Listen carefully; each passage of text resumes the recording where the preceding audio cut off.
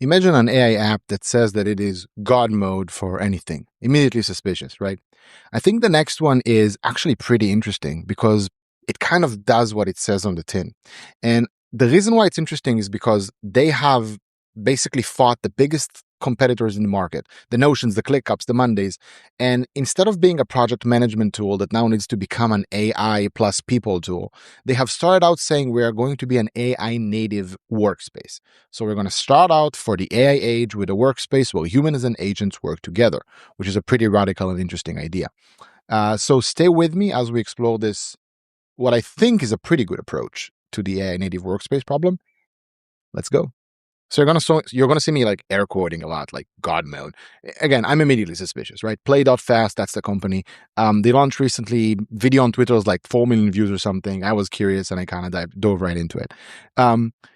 You will see that the use cases that they have on the software on the website immediately is like build a tailored software, okay, vibe coding, make AI coworkers, okay, I'm interested now, like agents that work on my tool together, adjust your tools to your needs, which again is kind of like build a tailored software, I guess, and centralize your work, which is a project management term. Like this also kind of pertains to project management as a whole. And then when you drop down to the key capabilities, and I think on the left-hand side here is how I kind of started understanding what the concept is all about. They have all the basics that you need in order to create great automations inside of an AI native workspace, but also they built it in advance for automations and humans to work together. In a sense, humans are not the first-class citizens in this workspace. They are also there, in addition to the agents, which are also first-class citizens in the workspace. Pretty cool. And then they have real-time collaboration and AI coworkers and connected and secure, blah, blah, yada, yada, yada. And then this kind of caught my eye because this looks like Monday's flow. This looks like the same idea that Monday has. We will have like a use case for every type of company that you want to build. They have like the whole like different types of Monday for dev, Monday CRM, Monday service, Monday sales, yada yada. Same idea, except for them, every type of department or like part of the business has a place. Interesting. And then I kind of was reminded of the Notion new page. Like, I don't know if you've seen this, but it's actually a pretty good landing page, like Mid the Night Shift. Notion is now more of a collaborative workspace between humans and agents than it ever was. And like they have like the chat interface at the bottom, like agents that you can build in order to run work when you sleep and yada yada. ClickUp, not quite yet there, but definitely like on the way to becoming there as well, because that's what all the cool kids do, right? So let's do that. The reason why PlayFast excites me is because they're the first company that I heard of that is of significant people know them enough, like it's a well-known enough the person behind it, and the company is like big enough in order for me to say this is the first AI native workspace company that I can kind of sign off on. So remember, Paperclip was more of an autonomous company type thing. Multica was basically a Kanban board, and then Vibe Kanban was like for engineering doing vibe kanbaning. This is a workspace for everyone that didn't start as a project management system. Instead, it is an AI first workspace, and the whole product kind of feels like that. And the more we dive into it, the more you will see what I mean. It doesn't look like somebody took a project management system and tried to slap AI on it. No, they said, we want people and AI to be first-class citizens here, not people to be first-class citizens here and AI to help them. Interesting flow. Let's dive in. So I built a small use case just so we can kind of understand how it goes on. But before we do that, let's talk a little bit about what we have here. We have some templates, which we can install from. We'll talk about them in a moment. We have tasks, which are essentially automation, scheduled tasks. Coworkers, which are AI agents that can do things. Apps, which are... It's kind of like sub workspaces. If you look at Notion and you have like the team workspace and then sub workspaces, apps are kind of like that. They're their own thing, but they are interconnected, like Notion, where you can kind of move information inside of the taxonomy and the topology. You can move things up and down. They also have a knowledge base, which is kind of like a context engine in a sense. And then you have the chats, which everything is chattable. You can chat with an automation. You can chat with an agent. You can chat with the dashboard. Let's look at the first example. I installed the Clarity marketing template.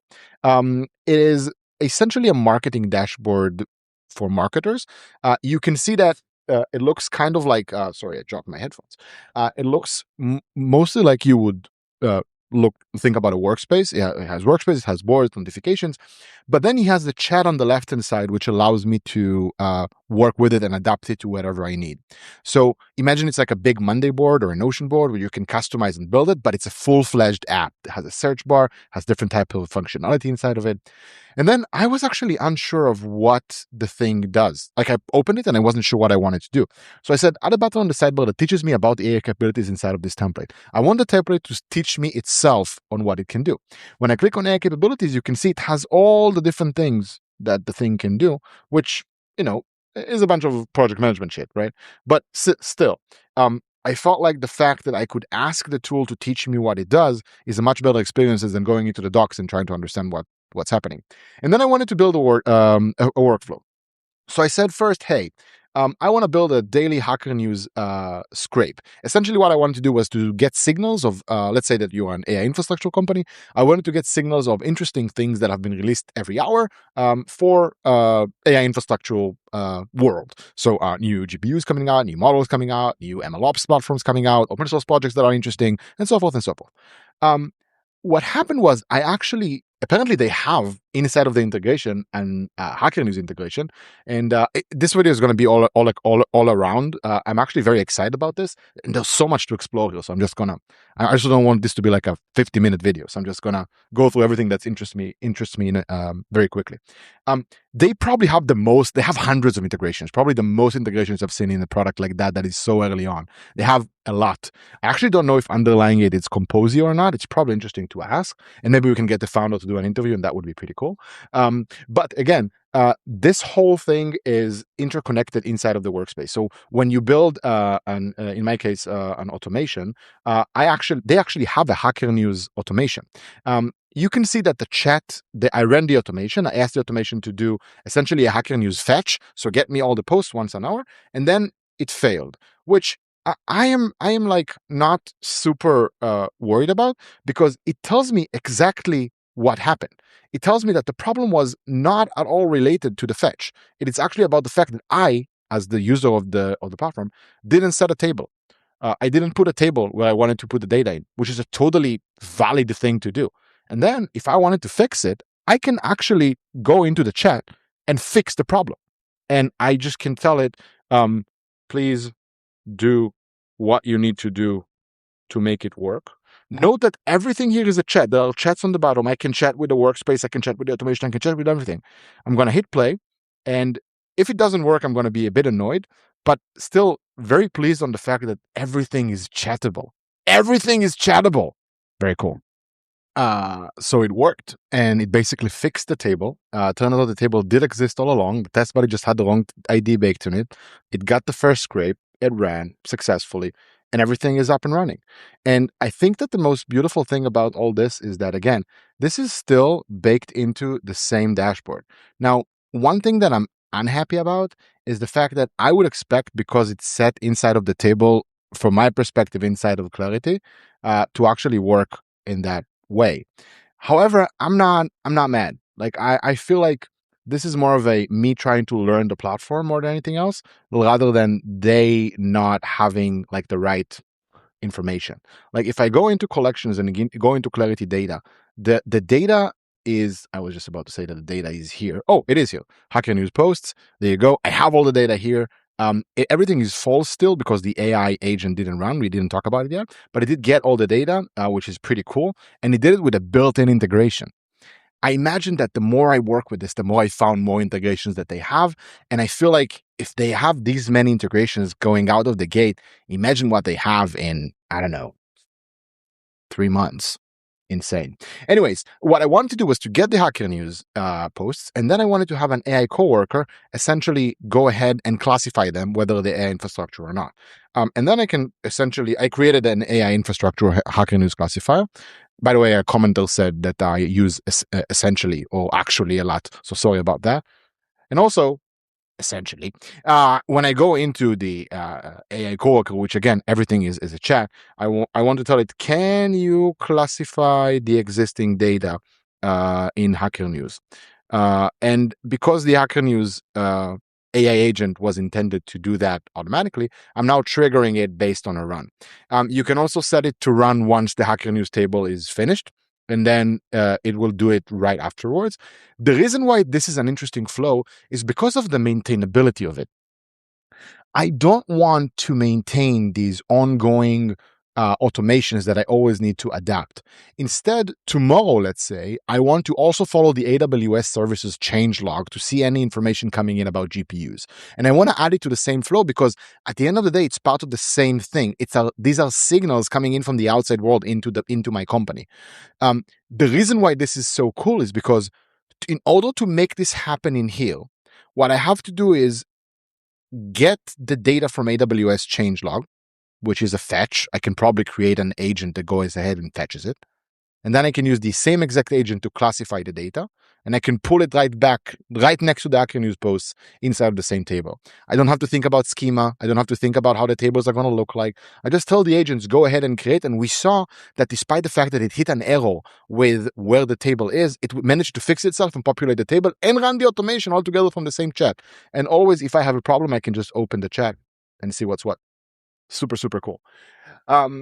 Aside from AI agents and scheduled tasks and the workspaces, they also have the concept of knowledge, which are essentially a knowledge base. I think one of the most interesting things that I've seen is I did not fill this out.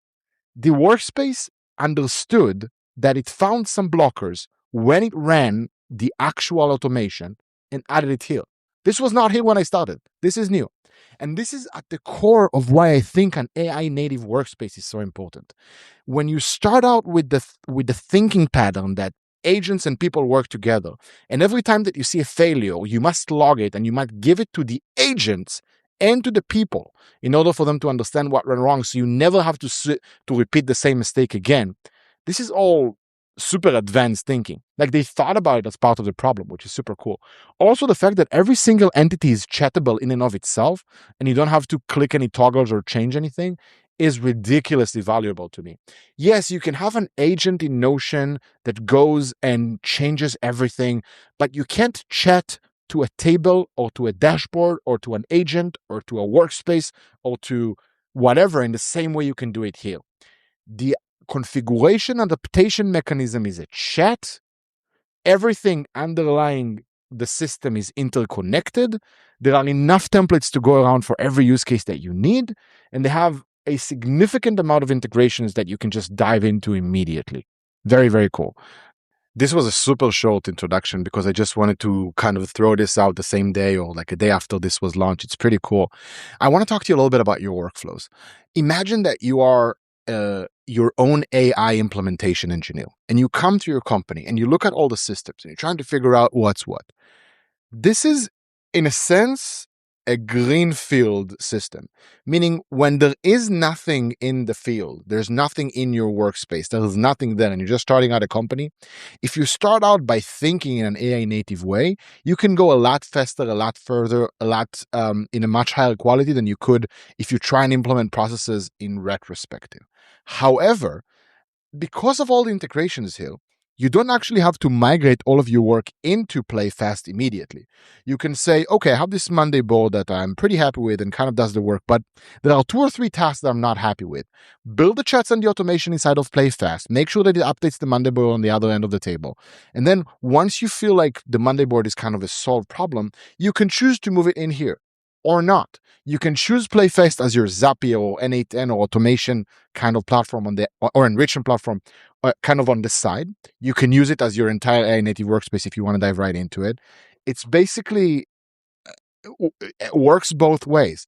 I kind of absolutely love this tool, and I have to get the founder to interview for the podcast because I want to hear about the patterns of thinking that he went through in order to kind of get this on. So stay tuned, and I'm going to try and bring them on.